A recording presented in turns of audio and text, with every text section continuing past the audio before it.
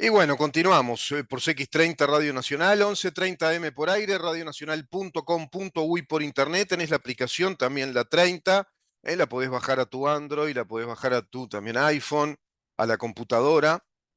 Está con nosotros Maxi Pérez en controles, llevando adelante precisamente todo eso que es el control del sonido, de la emisión al aire, de que dé las redes, que dé todas las redes de nuestro programa, las direcciones. Bueno, estamos en Facebook, en donde estamos, ahora mismo, en vivo, en donde estamos. Nuestro X, arroba en donde estamos. Nuestro Instagram, en donde estamos, Uru, está logueado con nuestro tweets. Y por supuesto, mirá en dónde estamos. Ese es nuestro canal YouTube. Mirá en dónde estamos. Sube, sube, sube, sube. Afortunadamente la suscripción, los suscriptores, estamos en varios K de suscriptores. También, por supuesto, de visitas, interacciones como las que compartimos hoy en el programa. Tenemos un montón de interacciones también. Les agradezco, por supuesto, esa capacidad de comunicarnos, el seguimiento, la atención de este programa que asumió en este año un formato temático de hilación de temas. Hay un común denominador en cada entrega diaria, de lunes a viernes. Programa que produce, que propone Libertas, primer fundación liberal de la República Oriental del Uruguay. Y te podés encontrar con nosotros en nuestro sitio web, en nuestro portal digital, que es www.libertas.uy. www.libertas.uy. Ahí tenés un portal de noticias, un portal de artículos de análisis, selección de notas también. Está nuestro dominio, está nuestro programa dentro de ese portal o sitio web de Libertas. Te repito, libertas.uy. Sí, trabajo excepcional del licenciado Santiago El Pino, por supuesto, Maxi. Sin dudas. Ah, sí, Maxi, distribuidor de juego, permanentemente atento. Me recuerda a aquellos volantes centrales también como Gago, ¿se acuerdan de Gago? Que es técnico ahora, un gran volante central, ¿no? De fino toque, de pases, de coberturas tácticas en toda la cancha, sobre todo en las bandas medias, en el campo propio y hacia una tercera parte, por lo menos, del campo contrario en el fútbol. Esos son los volantes centrales y era en aquella época cuando Gago destacaba muchísimo en el fútbol europeo. Pa, después te cobro, Maxi. Nah, no, no es verdad, es así. Bueno, año electoral, lo venimos tratando, es el leitmotiv del programa de precisamente de este 2024. El aquelarre se largó. Le voy a contar mañana una especie de sueño que tuve con dos personajes míticos de la literatura, de una literatura ya, si vos querés, icónica. Por un lado, el doctor Frankenstein, que se encuentra con el doctor Van Helsing. Sí, en un sueño muy vívido que tuve, se ve que a raíz de lecturas que estoy haciendo, estos temas que trato. Y claro, uno le decía al otro, Van Helsing le decía, ¿vio este aquelarre? Ah, sí, el aquelarre de esta casa de brujas que hay en la República Oriental del Uruguay. Y bueno, le dice el otro, ¿y sabe lo que pasa? Que no las mataron a tiempo, y no las mataron a todas. Entonces ahora salieron y están organizadas y salen como un batallón. Claro, son legiones. ¿Se acuerda como aquellas legiones del endemoniado de Gadara en la Biblia? Por supuesto. Claro, Van Helsing, ¿no? Fíjense de qué estamos hablando. Van Helsing era el doctor especializado en el exorcismo de la enfermedad que provocaban los vampiros en la novela de Brad Stoker, Drácula, ¿no? Que después recuerdo que vi la película excelente dirigida por Francis Ford Coppola. Excelente película con Gary Oldman como protagonista haciendo el papel del conde Drácula. Y por otro lado, el doctor Frankenstein, la novela de Mary Shelley, que es el primer caso novelesco que plantea la historia de un médico forense, de un médico que está muy preocupado por el tema de la vida y la muerte y procura resucitar. Y toma distintos cuerpos, distintas partes de cuerpos, va a los cementerios como hacen los médicos forenses, y toma esos cuerpos los alinea a través de ciertas aleaciones que hizo metálicas con cirugías, reconstruye un cuerpo humano y a través de golpes de energía eléctrica conectado a una red, digamos, metálica que va a ser un gran conductor de rayos, bueno, a través de los relámpagos de una gran tormenta, desde esa luz le provoca la vida, le da resurrección a una miscelánea de cuerpos que murieron. Es una monstruosidad por un lado, pero plantea la mítica resurrección de la muerte. Esos dos personajes están hablando precisamente a raíz de la posible resurrección o no de la fallecida República y Estado de Derecho, que es la República Oriental del Uruguay, claro, a la que contaminaron, vampirizaron, vampirizaron y por supuesto mataron las huestes de la aquelarre marxista del Frente Amplio. Es decir, fueron haciendo brujería, brujería jurídica, brujería económica, brujería mediática también, mucha brujería mediática, y hoy por hoy vuelven. Es decir, hasta incluso reaparecen las brujas, reaparecen esas, digamos, personas malversionantes de las verdades, que versionan de modo erróneo, falaz, verdades históricas. Surge, por ejemplo, la expresión de Constanza Moreira. ¿Se acuerdan de Constanza Moreira? La doctora en sociología, de Casa Grande, integrante del Partido Comunista, obviamente, y se dividen para provocar esa miscelánea de oferta electoral. Y claro, en este periodo no salió electa porque el Frente Amplio votó bajo, votó un 39% en primera vuelta, y hay gente que quedó por fuera, como Michelini también, y como tantos otros figuritas repetidas de los 15 años de gobierno del Frente Amplio, no tuvieron la oportunidad de sanganearnos, de vampirizar con una banca los recursos del Estado y contar con ese salario que tiene un diputado o un senador que están entre los 600 y pico de mil pesos a 800.000 pesos por mes, sean diputados o senadores. Pero salió a decir Constanza Moreira, que nunca sabemos a qué se dedica políticamente, por ejemplo, salió a decir que lo que hace Valeria Ripoll es fomentar el odio, que lo que hace es provocar odio. ¿A qué responde Valeria Ripoll? Bueno, que cuando alguien en política habla de odio, ya no vale la pena seguirle la corriente, es decir, continuar con un hilo de conversación, porque es muy poco serio en política hablar de odio, y es contraproducente incluso. Estar hablando en términos de odio y que alguien provoca odio o que se hace odiar, bueno, ya están ensuciando toda la cancha y están precisamente vampirizando, ¿no? Te toman energía, te chupan esa energía, te llevan al territorio del odio, tu pensamiento se va para ahí, te hace, te lleva a hacer disquisiciones, si será verdad, si no será, por qué lo dice, y ya te involucró en el tema del odio.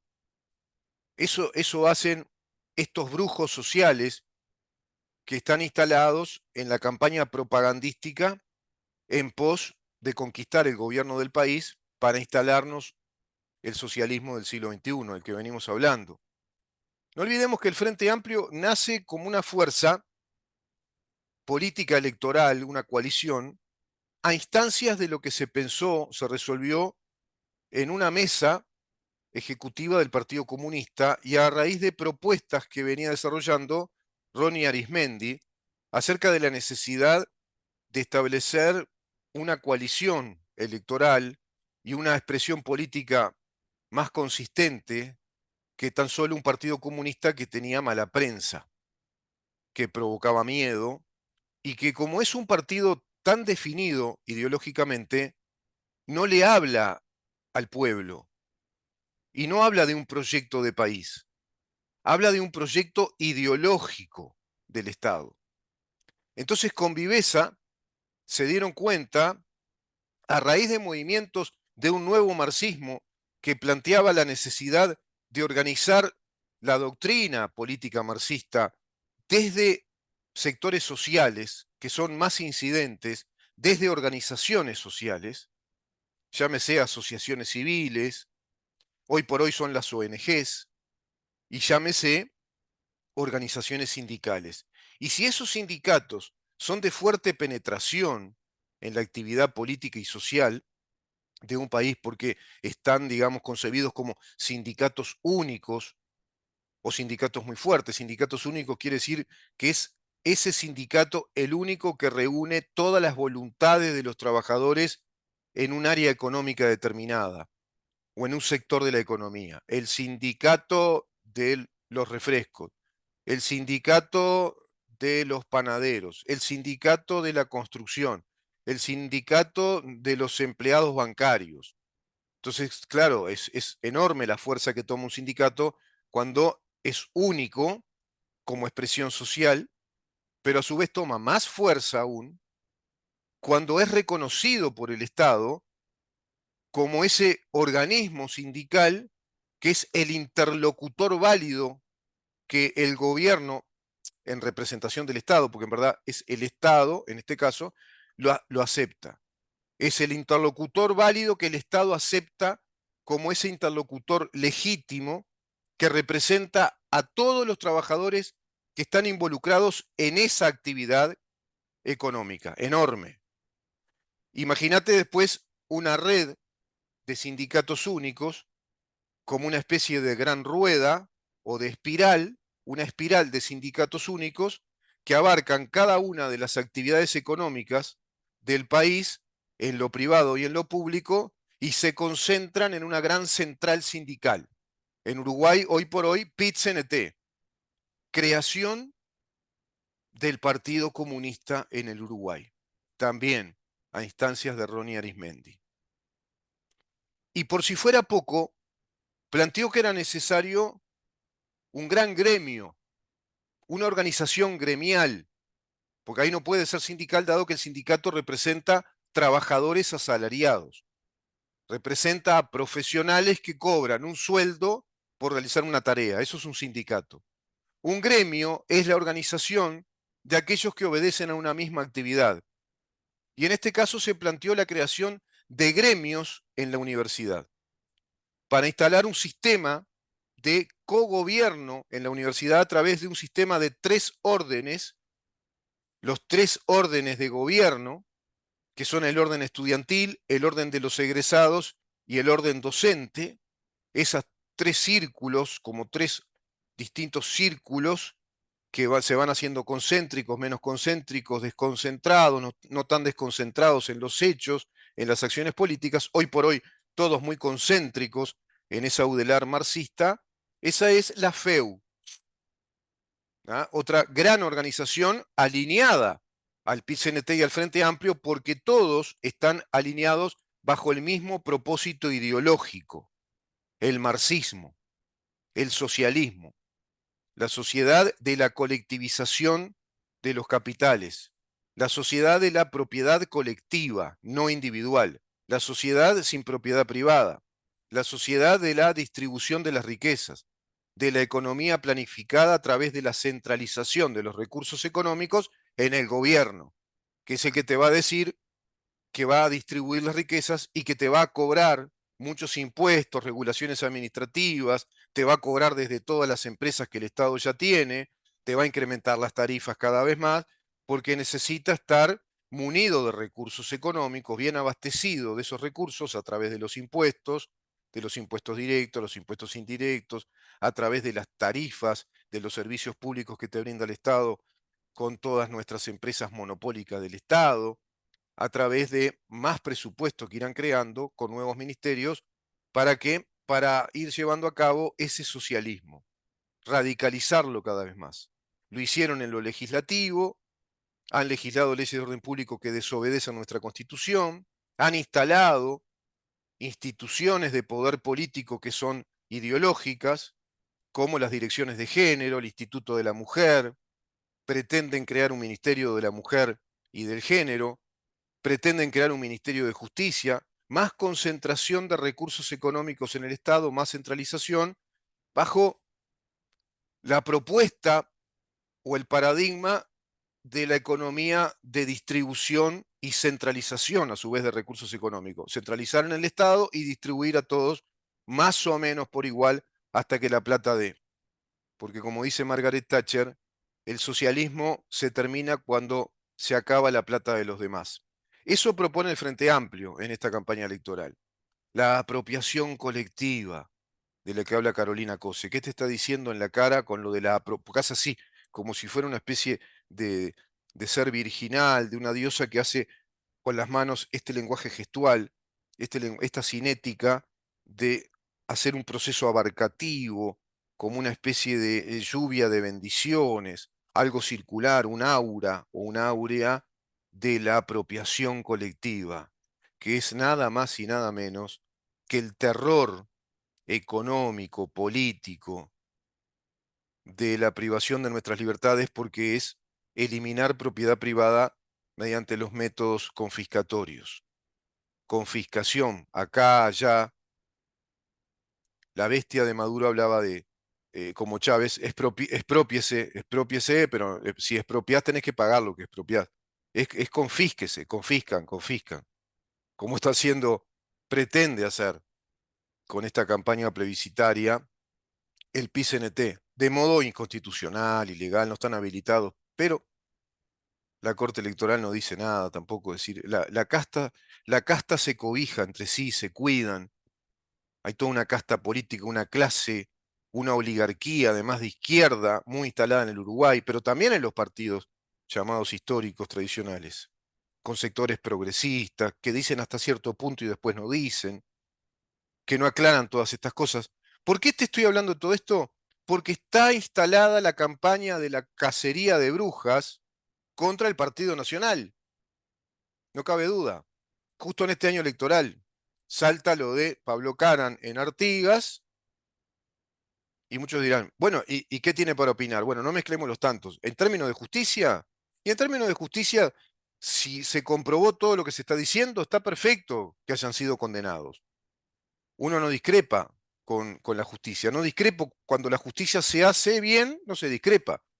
Si estaban cometiendo todos esos actos administrativos que estaban velando ilícitos, que en verdad no son actos administrativos, son actos delictivos que tienen apariencia administrativa, como estaba pasando en la Intendencia de Artigas, bueno, con millonarias horas extras que no existían, que se pagaban y siempre las mismas personas, con una fundación, algo así para crecer, de Valentina Dos Santos, pero es una fundación que está extendida en todo el país y que tiene una organización incluso que trasciende fronteras y que estaba también vampirizando al Estado. Está perfecto, yo no cuestiono eso, pero ahí la justicia actuó muy rápido, muy pronto, como tendría que hacerlo siempre, y no lo hizo. Hay doble vara, no lo hizo en otros casos, muchísimo, o igualmente graves en los temas económicos, o más graves, mucho más graves, y muchísimo más graves en varios temas que hacen a la estabilidad institucional, a las reglas del buen comportamiento del funcionario público, a las tareas a cumplir. Es decir, me refiero a casos como el de Charles Carrera, harto comprobado, documentalmente comprobado a través de la prensa, de medios de comunicación, la falsificación ideológica de documento público, cuando hace ingresar a Víctor Hernández, un albañil baleado desde una fiesta orgiástica en Rocha, fiesta frecuente, recurrente según los vecinos, un mundo de testigos, y amparando ese hecho, tapando ese hecho delictivo que involucra a muchas personas, que compromete a muchas personas de aquel Ministerio del Interior de Eduardo Bonomi, cuando Charles Carrera era el tercer cargo de importancia en ese ministerio, era el secretario de ese ministerio, el que manejaba las relaciones públicas, se apura a que a evitar que la familia de Víctor Hernández vaya a la justicia, como habían manifestado a la salida del hospital de clínicas, por ese hecho delictivo, desde el cual sufre lo que sufre hasta ahora, su paraplegia a raíz de un balazo, sale un balazo de esa casa con mucho alcohol, drogas, prostitutas, dealers de la droga, narcotraficantes, comisarios, subcomisarios, quién sabe cuánta gente que había ahí, de una fiesta recurrente orgiástica en ese Ministerio del Interior de Bonomi, el mismo ministerio en el que se fue caminando Oroco Morábito, el de la Drangheta, financiadora de las Brigadas Rojas, ¿se acuerdan? Proyecto comunista de la Unión Soviética de instalar el comunismo en Italia, y que gracias a la inteligencia de Pacelli en aquel momento se crea la democracia cristiana y logra vencer al Partido Comunista Italiano, que estaba muy crecido, con toda una tradición gramsciana muy fuerte, y hubieran alineado a Italia a la Unión Soviética. Afortunadamente no se dio. Bueno, todo eso representa también Rocco Morábito, jefe de la mafia 'Ndrangheta, que es de perfil de izquierda, que financia las Brigadas Rojas, con pedido de Interpol, con orden de captura y pedido de extradición a Uruguay a través de un compromiso de extradición para ser sometido a un juicio penal, al cual efectivamente fue sometido con una condena de 32 años por ser el jefe de una asociación para delinquir y un montón de delitos más. En Uruguay, que lo tenían preso, se les fue caminando por cárcel central y no hay ningún culpable ahí. No es culpable Bonomi, no es culpable, creo que estaba Charles Carrera, no es culpable tampoco Jorge Díaz, fiscal. No habían disposiciones adecuadas, no habían cámaras, no habían guardias de seguridad, no habían policías, no habían custodios. Aroco Morábito, que se va con otros dos delincuentes caminando como perico por su casa, salen de cárcel central, toma un taxi y no pasó nada. Y ese Charles Carrera, ese que falsificó documentación pública en calidad de funcionario público, obstrucción a la justicia, tráfico de influencias, abuso de funciones, concurrencia real de delitos que conspiran contra la fe pública, delitos contra la fe pública, contra el Estado, defraudación al fisco, le pagan tickets alimentarios durante 3 años, lo instalan a Víctor Hernández en una gran suite muy costosa para rehabilitación, también prácticamente durante 3 años en el hospital policial, falsificando un documento público porque lo integran a un expediente que lo acredita como agente de policía cuando no era agente de policía. Nunca fue policía.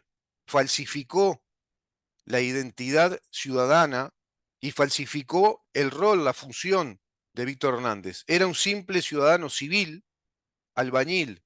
Nunca integró la policía, no hizo cursos para ser policía. Le falsificaron un documento acreditándolo como agente de policía que había recibido un balazo. Increíble. Cuando se trataba de un ciudadano, de una persona común y corriente, un civil, que recibió un balazo de la policía. Recibió un balazo de la policía en una fiesta orgiástica que estaba haciendo la policía. En la casa o en la comisaría, parece, o en la casa que estaba al lado de la comisaría del subcomisario. Ese es Charles Carrera, el que los amenazó, amenazas, abuso de funciones. Tendría que haber sido sumariado, despedido de la función, de acuerdo al artículo 10, al numeral 10, perdón, del artículo 168, las causales taxativas del despido de un funcionario público, en este caso delito y omisión de funciones, y tendría que haber sido sometido a la justicia. Fue denunciado 3 denuncias a Charles Carrera y ninguna prosperó. Con todas las pruebas, ninguna prosperó. Lo de FENAPES, que investigó Schipani, ¿qué pasó? Cientos y cientos y cientos, pero hacia atrás en muchos años, de licencias truchas, de licencias falsas, de funcionarios de FENAPES, entre ellos Slamovitz a la cabeza, pero lleno de funcionarios de FENAPES, por supuesto, todos cuerpo docente, integrando los cuerpos docentes en secundaria, que pedían fuera del reglamento cantidad de licencias y eran otorgadas. Falsificaban documentos públicos, también falsificación de certificados. ¿Quiénes hicieron esos certificados? ¿Quiénes fueron los falsificadores? ¿Por qué fue una operación que duró tantos años hasta que lo descubrió a partir de una denuncia de una directora del Liceo San José, una comisión investigadora de nuestro Parlamento que integró el doctor Felipe Schipani, y entre ellos también estuvo el doctor Gustavo Subía, integrantes del Partido Nacional también, creo que de Cabildo Abierto, y no pasó nada. Y no pasó nada. Y esa investigación, también con un mundo de pruebas contundentes, pruebas documentales, documentos públicos falsificados, un mundo de testimonios, de prueba testimonial, directores de liceos, como la directora de San José, por ejemplo, y no actuó la justicia. Y ese caso comprometía a la ex ministra de Educación y Cultura, María Julia Muñoz, y comprometía al director de la ANEP de aquel entonces, el profesor Wilson Neto, entre otras autoridades. Y no pasó nada. El Frente Amplio, el que fundió ANCAP en $1.000 millones, el que lo endeudó en dólares, el que hizo el negocio contra figura que no fue nada, se comprobó. Fue todo un lavado de dinero entre Mujica y Raúl Sendic. Raúl Sendic, el que nos decía que tenía un título universitario que no tenía. El de los hornos tirados. El de las empresas subsidiarias. El que hacía perfumes fuera de la competencia de ANCAP. ¿Se acuerdan los perfumes de Sendic? El que compró un montón de estaciones de servicio. Y no pasó nada con todo ese mundo de personas que rodeaban esa corrupción, fundiendo ANCAP en $1.000 millones. Se fuga un dinero, $223 millones, de una empresa que no existió en el país, Gas Yago, no existió. Y se fueron, por arte de magia, brujería, $223 millones que los brujos se llevaron. Y no pasó nada. Pero los fiscales que tomaron esos casos dijeron que había apariencia, pero eran actos administrativos desprolijos, pero no configuraban delitos, ¿viste? Como si existiera en el derecho administrativo uruguayo una figura jurídica que nos hablara de actos administrativos desprolijos o inconvenientes, y por otro lado nos hablara de delitos o ilícitos en la función administrativa. No, brujería, brujería mediática de prensa y brujería en la interpretación jurídica de las cosas.